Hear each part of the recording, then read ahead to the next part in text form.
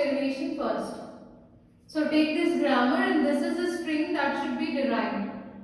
So take S derives BC. Here string should start with D. So in place of B you can substitute DC.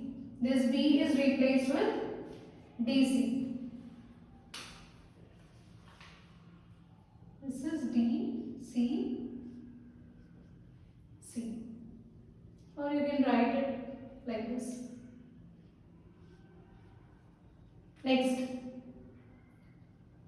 So this is D.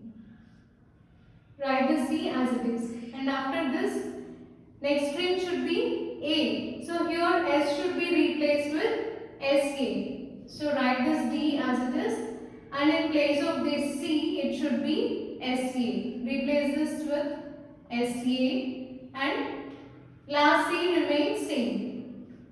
After this again, we have capital S. That S should be represented or replaced with epsilon. Then only we will get dA. Okay, this should be epsilon. And write this D as it is. And here it is A. And we have this capital C. Leave that capital C as it is.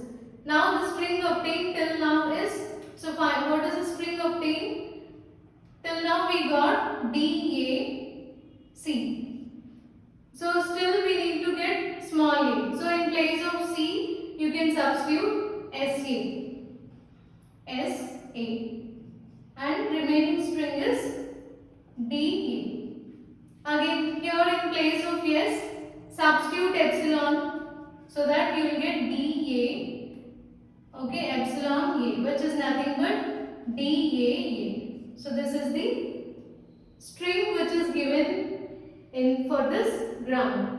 So this is leftmost derivation. You need to derive string from left to right. So first you need to replace the small b and then you need to replace the non-terminal symbols one after the other from left to right. So first we replace this b, then this c, and again this s, and finally we replace this last c. Okay, that is left to right approach. Now let us see how to write the same thing, how to derive the string using rightmost derivation. So take string S derives BC again, S derives BC, and in this case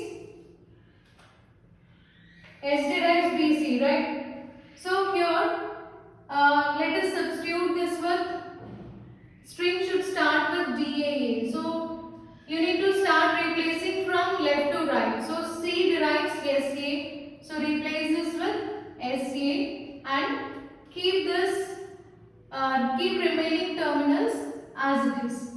And after this, you need to replace capital S. So capital S should be replaced in such a way that you will get A. Okay, how you will get A in this case? So only in C we have A. So we should take BC. So take this B as it is. Okay, take this B as it is, and in place of S, or else in place of S let us substitute epsilon. Okay, epsilon, and here it is A. Now in place of B you must substitute DC because your string should start with D. So let us substitute DC. Sorry, write it like this. S derives in place of B, it should be DC, as string should start with D. Remaining string is epsilon A. Now in place of the C, you can replace that with SA.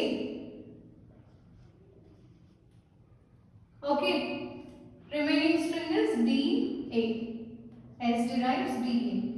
Now, here string should be only DAA. So, in place of S, substitute epsilon.